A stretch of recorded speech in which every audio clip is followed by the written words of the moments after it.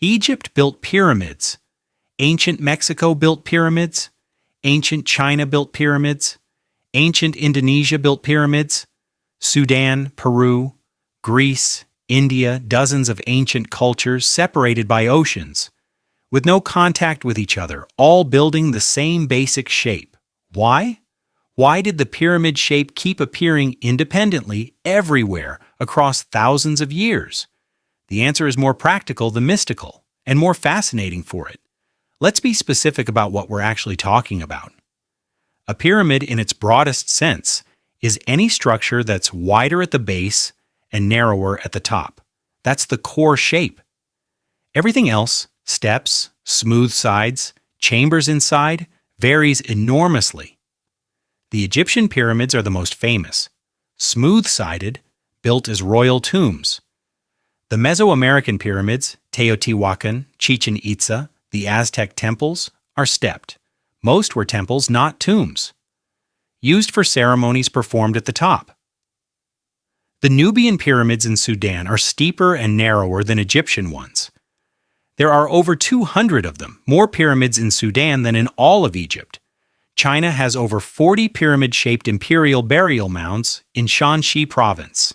And in Indonesia, the Gunung Padang site has layers of stepped pyramid construction, potentially dating back thousands of years. Every single one of these was built without contact with the others. No Egyptians were consulting with Aztec architects. No Chinese emperors were copying Sudanese burial designs. The pyramid shape emerged independently, repeatedly, across the world, which means the reason must be something universal, something all these cultures shared. The most compelling answer is engineering. If you want to build tall with ancient materials and ancient tools, the pyramid shape is almost mathematically inevitable. Here's why. Every material has a natural angle of stability. Stack stones without any engineering adjustment, and they'll collapse at a certain height. But if you angle each layer slightly inward, making the base wider than the top, you can build almost indefinitely. The pyramid distributes weight evenly. No single point bears the full load. It's the natural answer to how do I build something tall without it falling over. Any civilization that figures out basic masonry eventually discovers this, not through contact with Egypt, through the same physics. The Egyptians learned this the hard way. Their bent pyramid shows them actually adjusting the angle mid-construction when it started failing, a visible record of trial and error leading to the stable pyramid shape. And the symbolism attached to the pyramid shape developed after the engineering.